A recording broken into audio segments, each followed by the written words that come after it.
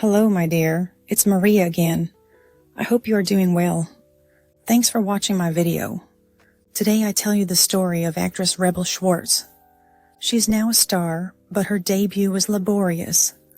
Let's dive in. In the shadowy alleyways of the city that never sleeps, where the neon lights whisper secrets and the sirens are the lullabies of the night, there once dwelt a girl named Rebel Schwarz. Her name was as enigmatic as the path she treads upon, a name she'd chosen for herself, a declaration of war against the very fabric of fate that had spun her a destiny of struggle and despair. Yet, as the stars above twinkled with mischief, they also held a promise for her, a promise of a life less ordinary. Rebel had arrived in the sprawling metropolis of dreams from the quaint cobblestone streets of Berlin, her heart as vast as the ocean and her pockets as empty as a forgotten purse. With a suitcase that contained nothing but a few tattered dresses and a head full of ambition, she stepped onto the concrete stage that was New York City, ready to conquer the world of celluloid and glamour. Her days were a blur of auditions and castings, a masquerade ball where she donned various personas to charm the capricious directors and casting agents. Yet the nightfall brought with it a stark reality, a clandestine existence of mops and buckets, of cleaning the very theaters that once had her name etched in their marquees. For Miss Schwarz, the transformation was as swift as Cinderella's, from a hopeful starlet to a cleaning lady of the night. Her glass slippers traded for rubber galoshes that squeaked with the sweat of her brow. The theaters she cleansed held the ghosts of her aspirations, the echoes of her dreams reverberating in the vacant seats and dusty spotlights. Yet she never let her spirit wane, her heart a beacon in the dark, guiding her through the labyrinth of despair. The janitors and the night watchmen knew her only as the diligent German girl with the haunting beauty, her true identity shrouded in the anonymity of the twilight hours. Her nightly odyssey through the corridors of the city's entertainment palaces was a silent ballet of sorrow and resilience. The grime she scrubbed was not just the detritus of a day's performance, but also the grime of rejection and doubt that clung to her soul. Yet, with every stroke of her mop, she scrubbed away a little more of the despair that threatened to engulf her. It was during one such nocturnal escapade that she chanced upon a script abandoned and forgotten like a lost kitten in an alley. It was a tale of love and loss, of a girl who had the world at her feet and lost it all, only to rise again like the phoenix from the ashes. It resonated with her, a harmony of her own life symphony.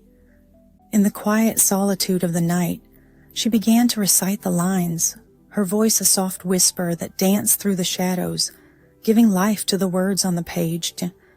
The janitor, a man named Larry, whose eyes had seen a lifetime of broken dreams and lost souls, heard the melody of her words and, paused.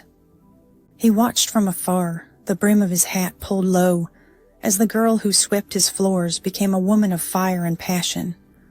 The script was his own, a story he'd written in the twilight of his youth, now yellowed and forsaken. He approached her tentatively and offered her a part in a play he was producing in a theater so small it was almost invisible. Rebel took the role, a gamble as wild as the city she called home.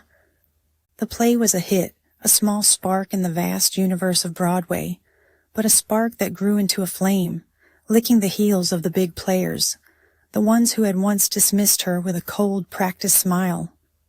Her performance was raw, unbridled, a testament to the depths of her soul, and the critics took notice.